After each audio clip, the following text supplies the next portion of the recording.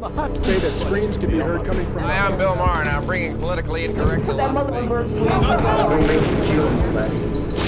Well, how about The antenna. Remember this face, Junior. Users say one hit of rock sends a massive rush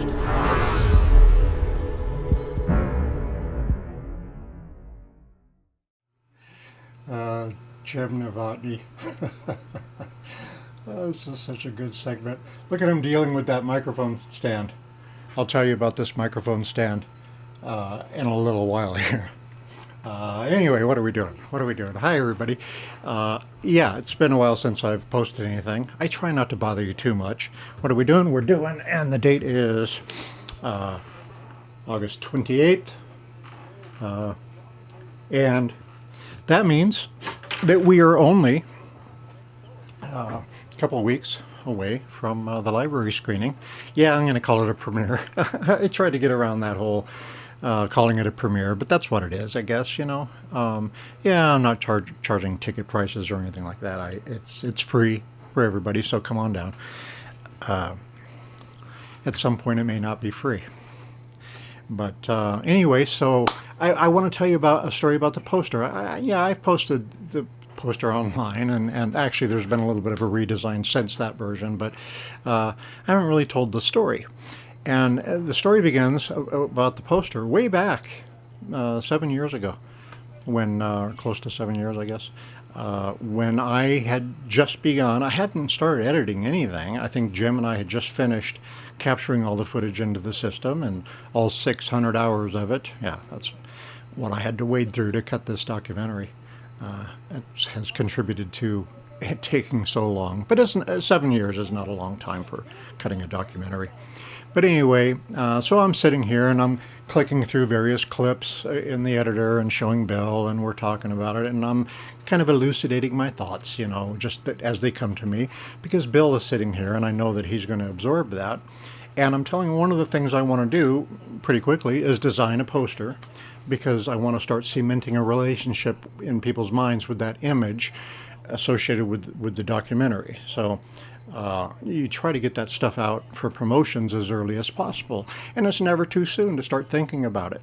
And yes, a good filmmaker will be thinking about those things and be involved in that process. Not all directors would do that, but you get somebody like Paul Thomas Anderson or Quentin Tarantino, you know, and they're going to micromanage those things. They're not necessarily going to be doing the art, but they may have envisioned what they want, and they're going to be approving the designs. And so I'm thinking to myself, well, you know, I know what I want. I want to capture that artistic look. You go back to, like, especially for comedies, back into the early 70s, movies like American Graffiti and Animal House and those types of films, that it was always cartoon type art, caricatures and stuff. And they always grab my attention. Today's posters don't really grab my attention. They're just based on photos or images from the movie. And they might be creatively composed, but I just walk right by those in the theater because they don't grab me. And I want something artistic and creative. And there was a time when all movie posters were painted or drawn, and they were artistic, depictions of what they felt, the artist felt that the movie was embodied, what the story is. And so I wanted to do something like that. And, and I'm a cartoonist. I'm an artist. I could do it. I've done a lot of caricature and cartoon work. And I could do it, but that's just another thing that I'm doing. And I'm tired of my credit list just being my name over and over again for everything. As it is, I'm doing everything. I shot the whole thing. I'm editing the whole thing. The music, the graphics, the 3D animation, the CGI, all of it is me. And I said, there's got to be something that I am going to delegate responsibility to somebody else. And while I'm talking about it, he's looking up artists. He's on his phone. He's already looking, and he shows me one, and he says, and I see the art. I go, yeah, that's similar. Not quite that, but yeah, along those lines. And so I go back to looking at clips, and he draws my attention to the phone again, and he found another artist, some guy named Neil Portnoy. And I go, yeah, that's it. That's the look I want. But he's in Boston. You know, I didn't necessarily expect I was going to find that artist locally anyway. But, you know, in today's internet age, working long distance is not an issue. Sending files back and forth and having video conferences and whatnot. And so I decided to call him, and I got him and asked if he'd be interested in doing something like this. I don't know that he's ever done a movie poster, but it's, you know, he's just creating art, and how I want to use that art, incorporating it into the poster, is up to me. So I was able to. He said, well, yeah, but he goes, you don't need to email me anything, or he goes, we're in Vegas now. They're out here. He opened up a gallery out here, and he lives here. And good for him and his wife Dorothy, because he has never been busier. And he's just it's just amazing. They're not looking back. They're loving life right now, and good for them. They deserve it. And it's wonderful. If you're ever in Vegas and you can go by the Portnoy Gallery, you really should.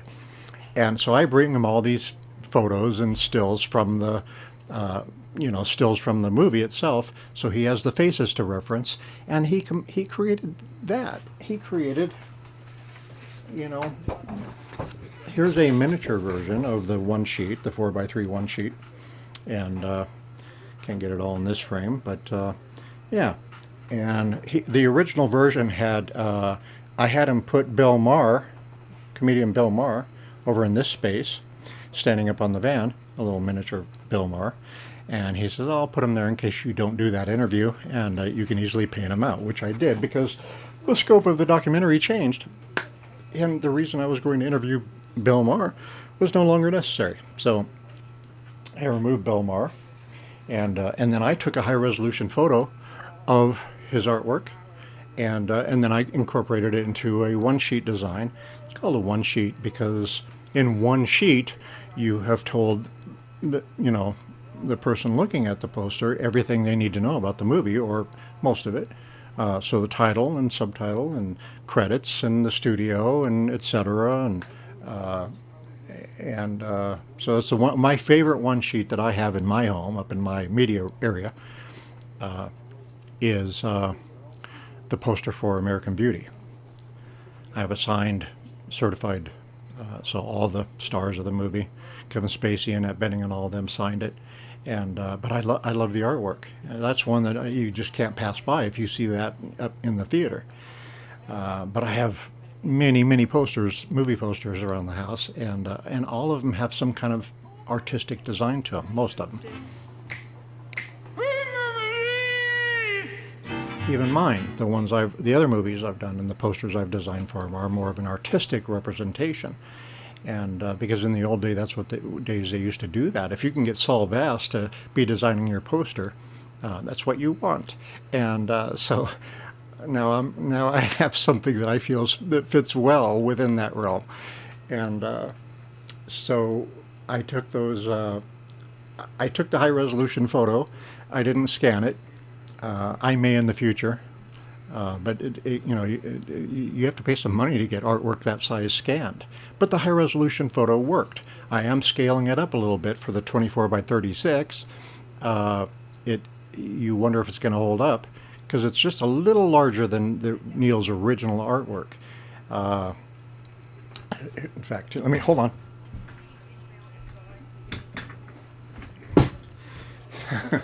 I knew that I would not be able to fit it into this frame, but okay, so Bill Maher would have been where am I? Bill Maher would have been over here, and now that I don't need him, because we didn't know that we were going to win Best Documentary for 2023, and that gave me a place to put the little accolades thing, the little scrambled eggs thing. And I consider Bill Maher a friend, but you know what? I would rather have that accolade up on the poster than Bill Maher. Okay, so the posters are done, and I printed a lot of them, and you can have one, especially if you come to the screening, and as long as they hold out, and if you want your own copy of the full-size poster, it's a 24x36. I was going to do the 40-inch, the full-size, but I stuck with the 24 by 36. Or if you want one of the smaller ones, I've got lots of those too. I've already shipped out some of them. Shipped one to New Orleans for Brian Mullen, who was in the documentary. I sent one across town to Kathleen Dunbar. She's probably going to be there to do about like a 5-minute set on the first day at the Clark County Library. And I also sent one to Brad Upton in Seattle. Had to make sure, you know. So all those people, except for Brian, are on the poster.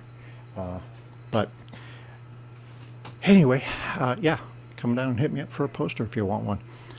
I'll be printing more of them sometime in the near future. And there will be variations on the poster, as you've seen with other movies, how the closer it gets to release, they put out new versions of the poster. So I'll be doing that as well. Anyway, the screening is coming up, like I say, in less than a couple of weeks. I am not nervous. There's a little anxiety perhaps, but I'm really looking forward to it. A couple of days ago, I took the hard drive with the files down to the library. So I showed him my library card. To the Windmill Library, which will be where we'll be screening it on Friday the 8th, and got a test screening. Make no mistake, the library. So I showed him my library card. Has state-of-the-art equipment, really. These beautiful laser projectors, their sound systems are really good, and it'll be every bit as enjoyable as seeing it in any other theater. So I'm confident that it's going to look and sound great, and the library poster. So I composed this because and it's got all the required information from the library. So the library logo and required information, the dates and times, locations, and then of course any of the other stuff. And right over here, I'm telling you, free prizes, free door prizes, win door prizes, meet the filmmakers, got all that stuff on there. And so what I'm going to do is, it's not really big expensive items or anything. It's like, I'm not giving away coffee makers or anything that people could really use. They're more novelty items, but they all tie in. They're all connected with the festival, because it is the merch that didn't sell that was left over. And some beautiful shirts, got all the logos, the Comedy Festival logos and all of that, and really nice stuff, some of the staff shirts. And so we want to give that stuff away. And okay, so, there's some little toys and stuff that have survived. There's inflatable microphones. I was thinking, is there something else that I could give away that maybe somebody would feel like they got a little bit better deal, I want them to feel like they won something. And so I was thinking, so my friend Bill, producer Bill and I have been close ever since '76, I think. We met in high school. And I've been working together ever since. And so he loves to give me little gifts. And he recently gave me you've probably all seen these kinds of things. It's a dash cam with the display in the mirror, in your rear view mirror. And you attach this to, your kind of has these little straps. And you attach it to your rearview mirror. And, well, he drives a Toyota 4Runner. I drive a Toyota Highlander, but this would probably be true of almost all cars. When you put this on your mirror, it just wants to go thunk, just right. So there's no way to lock it down. They do make a bracket, a mount that you can put here, and then it has the little gooseneck thing and attaches to the little mounting thing on your windshield. So you can just replace the mirror, your existing mirror, with this, and it holds up fine. This is new in the box. Well, of course, I've opened it to try it out. And if he doesn't have any objections to me regifting this, and he probably wouldn't, he couldn't use it, and I can't use it. So I'm thinking about giving this away. Yeah. And let somebody else give it a shot and see if they can make it work for them. And yeah, I think people will feel like they got something more of value. And if it doesn't work for them, give it to their nephew or give it to somebody else who can use it. And in the end, if it doesn't serve anybody, it was free, right? And so, amongst all those other things, I should have brought some of the other things. I had these cute little things with characters with a Las Vegas Comedy Festival visor, and you tap it and it just laughs hysterically. I got several of those. I got inflatable microphones. So there's a microphone stand you'll see in the documentary, and most of the people who come up to do their audition, they can't figure it out. It's not a conventional microphone stand. They immediately try to go down and find the little knuckle down here to loosen it and get it to their height. Well, they make a microphone stand that you don't have to do that. You just squeeze the handle right under the mic and raise it and lower it and let go, and it'll stay wherever, you know. And it's convenient. When you got people coming in of different heights, you know, this moment somebody 5'2" comes on in, and then the next person is 6'3", and it's constantly needing to be adjusted, but none of them could figure it out. I'm thinking surely they've been in a comedy club or something somewhere where they've had these microphone stands. No. You've seen Natasha Leggero's there, and she's trying to figure it out, and it's kind of funny. All of them did it. And so I found that with all of the other, I don't know if I mentioned this. So when we decided we were going to give away this merch, and I know it has been sitting and collecting dust for 20 years, and we couldn't get anybody to, Jim was going to pay somebody well to go out there to Pahrump, where it was in one of the investors took possession of all that stuff, and it has been stored in the loft in her garage for over 20 years. And no one would go out there and get it. Now, I knew it was going to be, I just finally said, you know, if you want something done right, you got to do it yourself. And that's just true. And that's where that whole adage comes from, is that that's the way it is. And time was drawing short. I needed to get my hands on that stuff and decide what of those things were worthy as being gifts and giveaways. Finally, yesterday, I called up Brad, one of my producers, and said, you want to join me on a trip out to Pahrump? Yeah, and it was hot and dusty and dirty and sweaty and all of the things I expected it was going to be. There I am climbing a ladder up into the loft, going through boxes, you know, dealing with spiders and all the dust. I'm pouring sweat. I probably lost 5 pounds just in sweat while I was up there. And I'm handing him down boxes of this stuff. And one of the things I came across was our old microphone stand. Oh, and it just brought back so many memories. And I said, you know, I don't need the microphone stand, but maybe somebody is going to come to the screening who has a little music studio at home, and or, you know, or who knows? Maybe they're a wannabe comic and want a microphone stand and put the mic there to get practice with it, because believe it or not, that is a skill. How you manage the microphone and remove it and place it back in the stand. These are things that we would observe in the auditions, because that is one of the skills, believe it or not. And there's some great stories from great comedians that talk about that. And that is one of the things a comedian gets down pretty quick, is how to work with the microphone in the stand. Most of them will remove it immediately, take the microphone stand, stand it off to the side, and work this way. But some will leave it in the stand and work the microphone that way. I want to give that away. Yeah. If you know somebody or you need it yourself, I'm going to offer that up, free of charge. So here's a little clue. All right, so we're going to be... These are the little raffle ticket things. This is from my wife's arsenal of stuff for events she's done in the past, and she's always had to have these. So she's going to be standing outside the theater door handing out the tickets. And then after the movie, we're going to call the numbers. And if you're a lucky winner, you can come up and pick anything you want from the table. I might even let you take 2 things or 3 things. Yeah. And there's not going to just be 3 numbers called. I'm going to keep calling numbers until they kick us out of the library. Right? So, you know, and to hell with it. You didn't get a ticket because you came in late. Come on up and get something. Right? Because we also want to get rid of this stuff, to be honest with you. I'll be keeping some shirts for myself. And I wanted the microphone stand. I don't need it. I really wanted it because I love that little microphone stand. I'm going to sacrifice it and give it to somebody else who could use it. And so maybe there will be a few surprises. I'm watching the documentary again. Well, I'm not right now, of course, but I will be watching it probably the full 3 hours tonight.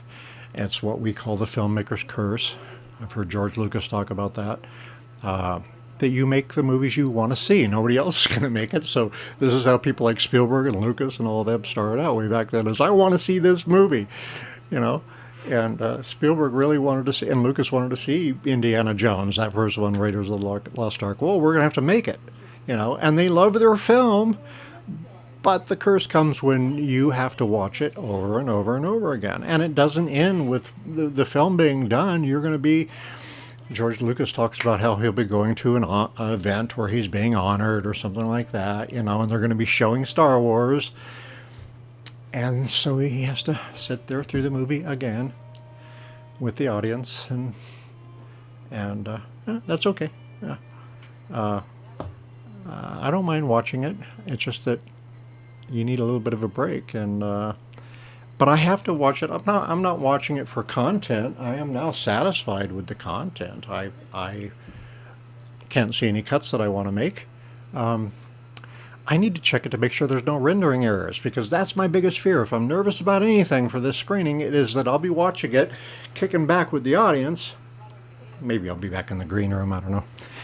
But if it suddenly there's a glitch, or the sound drops out or something like that, it will be a nightmare for me.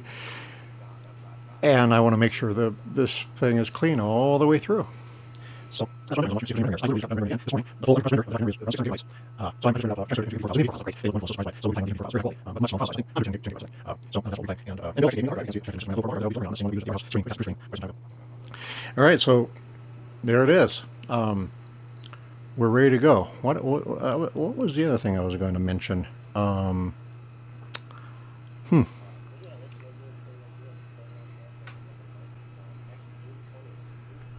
Anyway, that's all I have to share with you this time. If you're going to be there, please drop me a note down below and let me know. And make sure you tell friends and family or whoever to join you and on one of those days. And let's try to get a full audience and give away some stuff.